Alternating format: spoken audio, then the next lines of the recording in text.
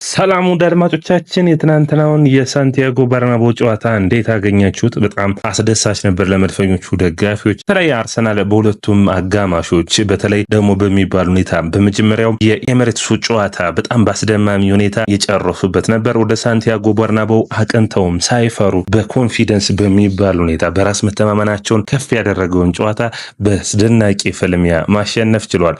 ይህ ጠንካራ እንቅስቃሴያቸው፣ ይህ ጠንካራ ፐርፎርማንስ በቻምፒዮንስ ሊጉ ምን ድረስ ያደርሳቸዋል? ቀጣይ ከፊታቸው በግማሽ ፍጻሜው የሚገጥሙት ፓሪስ ሰን ጀርመንን የሚሆነው ፒኤስጂን ከዚህ በፊት በሊግ ፎርማት በነበረው አግኝተውት በሜዳቸው 2-0 ያሸነፉት ቡድን እንደነበር የምታስታውሱ ነው። ነገር ግን አሁን ይሄ ጨዋታ ከዛኛው ፒኤስጂ በጣም ይለያል። ካራቭስኬሊያን ጨምሮ ጠንካራ ቡድን ሆኖ ይመጣል። ነገር ግን አርሰናል አሁንም ቢሆን ከፒኤስጂ የተሻለ በአካላዊ ብቃቱ በኩል ጠንካራ ቡድን ሆኖ ይታያል። ስለዚህ በሚገባ ይፋለማል ተብሎ ይጠበቃል። አርሰናል ፒኤስጂን የሚያልፍ ከሆነ ወደ ባየር ሙኒክ በማቅናት የፍጻሜውን ጨዋታ ያደርጋል። በዛኛው ደግሞ ሌላኛው የግማሽ ፍጻሜ ጨዋታ የሚሆነው ባርሴሎናና ዝቅተኛ ግምት እየተሰጠው እዚህ ድረስ የመጣው ኢንተር ሚላን ነው። በውድድሩ ላይ ካያችሁ እንግዲህ በጣም በአስገራሚ ሁኔታ የፒኤስጂ የአርሰናል እንዲሁም ደግሞ የባርሴሎናና ኢንተር ሚላን እነዚህ በሊግ ፎርማቱ ከሁለተኛ እስከ አራተኛ የጨረሱ ናቸው። ፒኤስጂ ነው እንግዲህ በአስገራሚ ሁኔታ ከነዚህ ውጭ ነው እዚህ ግማሽ ፍጻሜ ላይ ደረሰው። ስለዚህ ይህ የሊግ ፎርማት ጥሩ ብቃት ላላቸው ቡድኖች አስፈላጊ የሆነ እንደሆነ እያሳየ ይገኛል። ውድ አድማጮቻችን እኛ ስለ ትናንቱ ጨዋታ ምን አይነት ቁጥራዊ መረጃዎችን አየን? በጨዋታው ላይ አስደማሚ ብቃት ያሳዩ 5 ተጫዋቾችን የምንነግራችሁ ይሆናል። እስኪ ገምቱ። በእኔ እይታ እንግዲህ 5ቱን ተጫዋቾች መርጠን በጨዋታው ላይ ያሳዩትን ቁጥራዊ መረጃዎች የምነግራችሁ ይኖረናል። ቡካዮ ሳካ፣ ቲምበር፣ ራይስ፣ ጃኮብ ኪቪየር እና እንዲሁም ደግሞ ሊዊስ ስካሊ የ18 ዓመቱ ታዳጊ ተጫዋች ነው። እንግዲህ በትናንትናው ጨዋታ በቁጥራዊ መረጃ በምንጀምርበት ወቅት ሪያል ማድሪድ የፈጠረው 1.62 ኤክስጂ ነበር። አርሰናል የፈጠረው 2.74 ኤክስጂ ነው። ስለዚህ አርሰናሎች ከዚህ በላይ ጎሎችን ማስቆጠር ይጠበቅባቸው ነበር። ዲክላን ራይስን 105 ሚሊዮን ፓውንድ ሲያወጡ ለምን አወጣችሁ የሚል ከፍተኛ የሆነ ተቃውሞ ነበር። ነገር ግን ይህ ልክ እንደነበር ኤዱ ጋስፐር፣ ማይክል አርቴታ ልክ እንደነበሩ በዚህ ሁኔታ ላይ የሚያሳይ ብቃቱን እያሳየ ይገኛል።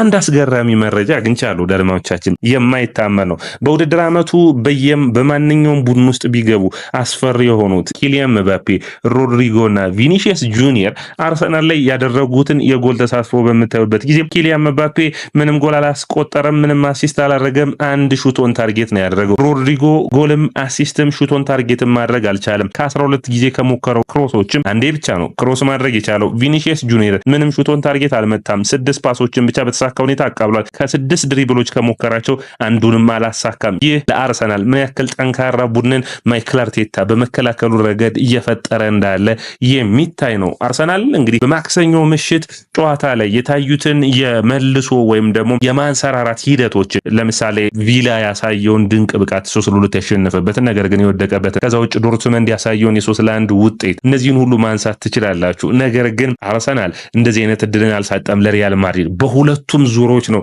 በሚገባ ማሸነፍ የቻሉት። ሪያል ማድሪድ አሁን ሽንፈታቸውን በደስታ ተቀብለዋል። ምክንያቱም በሁለቱም ጨዋታዎች አርሰናል ከሚገባው በላይ በልጧቸው ነበር። የሪያል ማድሪድ ሚዲያዎች ዝምታን መርጠዋል። ምክንያቱም አሁን ዲክላን ራይስን፣ ቡካዮ ሳካን ማቆም የሚችል የተከላካይ መስመር እንደሌላቸው የነ ቪኒሺየስ ጁኒየር እና የነ ኪሊያን ምባፔ ውጤታማነትም አጠያቂ እንደሆነ እያሳየ ይገኛል። ወዳጆቻችን በጨዋታው ላይ ያየናቸውን ብቃቶች ላይ አተኩረን መረጃዎችን እናደርሳችሁ። እንግዲህ አስገራሚ ብቃት ላይ ያለው በጥሩ ብቃት ላይ ካሉት ማን ያስባል? ገብርኤል ማጋሌሽ ተጎድቶ በአስገራሚ ሁኔታ ጃኮብ ኪየር አስገራሚ ብቃቱን አሳይቷል። እኔ የትናንትናው ምሽት ጃኮብ ኪየር 50 ሚሊዮን ፓውንድ መሸጥ ያለበት የሚያስመስል ነው። አርሰናሎች በአርሰናል ቤት ይህንን ተጫዋች ማቆየት እንዳለባቸው የማይክል አርቴታ ከፍተኛ የሆነ እምነትን እዚህ ተጫዋች ላይ መጣል እንዳለበት የሚያሳይ ብቃቱን ያሳየው። ምን ያስገርማል ካላችሁኝ በሳጥኑ ውስጥ የተከላከለበት መንገድ፣ ኳስን የሚይዝበት መንገድ፣ ታክል የሚወርድበት መንገድ በጣም አስደማሚ ተጫዋች እንደሆነ እያሳየ ነው። ሙሉ በሙሉ የመከላከሉና የማጥቃቱን አቅም ላይ የሚሳተፍበት መንገድ፣ በረጃጅም ፓስ የሚያደርግበት ብቃት የተለየ ነበር። ነገር ግን በመከላከሉ ረገድ ጃኮብ ኪየርን ብቻ ማንሳት አይጠበቅብንም። ሁለቱን ከጎኑ የተሰለፉትን ተከላካይ ተከላካዮችን ማድነቅ ይጠበቅብናል። አንደኛው ጁሊያን ቲምበር ነው። ይህ ተጫዋች ከኤሲኤል ጉዳቱ ቢመለስም በኔ እይታ አሁን ላይ በዓለም ላይ ካሉ ምርጥ የቀኝ መስመር ተከላካዮች ውስጥ አንዱ ነው። ሊፎካከረው የሚችለው ጁሊያስ ኩንዴን እንዲሁም ደግሞ ዴንዘል ዱምፍሪስን ማንሳት የሚቻል ነው። ሐኪሚንም ማንሳት፣ ትሬንት አሌክሳንደር አርኖልድን ማንሳት ይቻላል። ነገር ግን በዓለም ላይ ካሉ ምርጥ 5 ተከላካዮች የቀኝ መስመር ተከላካዮች ምርጡ ነው ማለት ይቻላል። ቪኒሺየስ ጁኒየር አንዴም ድሪብል አላደረገውም። ይህንን ተጫዋች ከዚህ ቡድን ውስጥ ከተተናንትና በተሰለፉት 11 ተጫዋቾች ትንሽ ቅር ሊላችሁ የሚችለው በኦዴጋርድ ብቃት ብቻ እንደሆነ ይታየኛል። ድሎችን መጨረስና መፋለም የምናውቀውን ኦዴጋርድ ከጉዳት መልስ ያየን አይመስለኝም።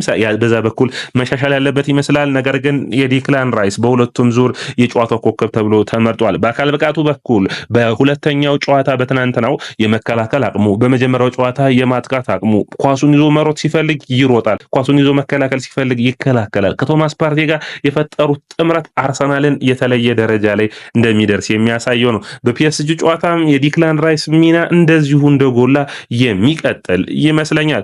እንግዲህ ይህ ተጫዋች ስፔናዊ ቢሆን ኑሮ ብዙ ይዘመርለታል። ለምን ስለ ዲክላን ራይስ ብዙ ነገሮችም እንደማይባል ግን በእኔ በኩል ግራ ገብቶኛል። በጣም አስደማሚ ብቃት ነው። በዓለም ላይ ካሉ ምርጥ አማካኞች ውስጥ ጥሩ ብትባሉ ሮድሪጎ ሊበልጠው ይችላል እንጂ ቹዋሚኒን እንዲሁም ደግሞ ብዙዎቹን የአማካኞችን ተጫዋቾችን ሜቢ ዲዮንግንም በባርሴሎና ቤት ማንሳት ይቻላል። ከነዛ ውጭ ግን ሪያን ግራቨንበርግም ጥሩ ብቃቱን አሳይቷል። ነገር ግን የዲክላን ራይስ ሚና ከጨዋታ ወደ ጨዋታ ያደገ የመጣ በትልልቅ ጨዋታዎች ላይ ብስለት ያለበት ነው።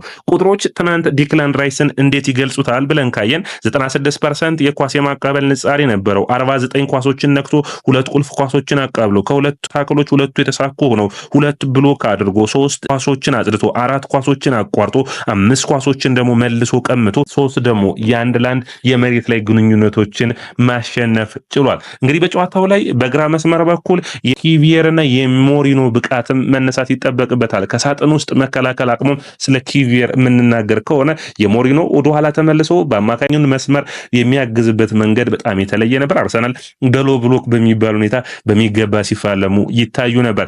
የሳሊባ ከአንድ አጋጣሚ ስህተት ውጭ በጣም አስደማሚ ብቃቱ ላይ ይገኛል። የተለየ ፐርፎርማንሱን ከጨዋታ ወደ ጨዋታ እያየን እንገኛለን።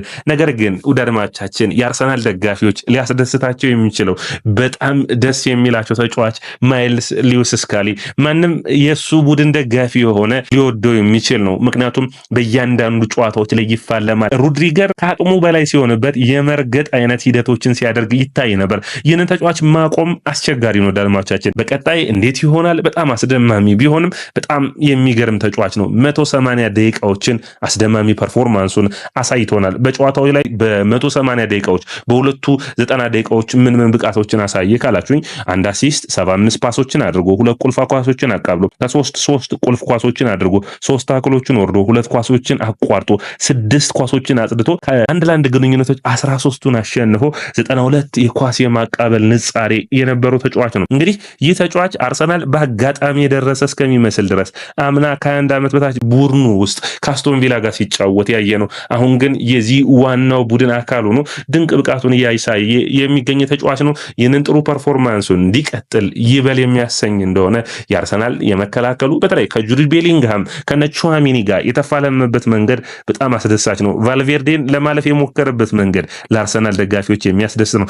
በትናንትናው ጨዋታ ብቻ ካየነው 100% የአየር ላይ ግንኙነቶቹን ማሸነፍ ችሏል። 100% የመሬት ላይ ድሪብሎችን ማሳካት ችሏል። ከሁለት ሙከራ ሁለቱን አሳክቷል። 83% ፓስ አኪዩሬሲ ነበረው ወይም ደግሞ ኳስ የማቃበል ንጻሬ የተሳካ ነበረው። 80% የመሬት ላይ ግንኙነቶችን ወይም መሬት ላይ ግራውንድ ዋሎችን በትናንትናው ጨዋታ ብቻ አሸንፏል። ከ10 ኳሶች 8ቱን ማለት ነው 5 ኳሶችን ማጽዳት ችሏል። በጣም አስገራሚ ነው። ኳሱን በሰውነቱ ሲሸፍን ዴምቤሌን የሚያስታውስ ነው።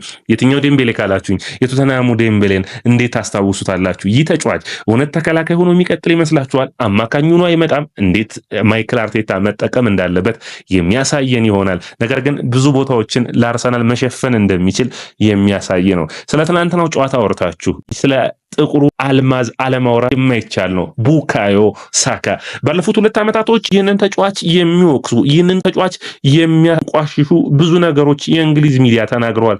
አሁን ግን አፋቸውን በእጃቸው ላይ በመጫን ማወደስ ብቻ የሚጠበቅ ነው። ከነዛ ሰዎች ውስጥ አንዱ የሆነው ሪዮ ፈርዲናንድ ነው። ይህ ተጫዋች ከኮል ፓልመር እና እንዲሁም ደግሞ ከፊል ፎደን በታች ነው፣ የተለየ ብቃት የለውም የሚል የማዳከም ስም ሲሰጡት ታይቷል። ነገር ግን ቡካዮ ሳካ በስራ የነዚህን ሁሉ አስተያየቶች ሽፋን በመስጠት ብቻ ሳይሆን ዝምታን እንዲመርጡ አድርጓል። ምን ያስደምማል ካላችሁኝ ስለ ቡካዮ ሳካ 104 ቀናቶች በጉዳት ርቆ ነበር።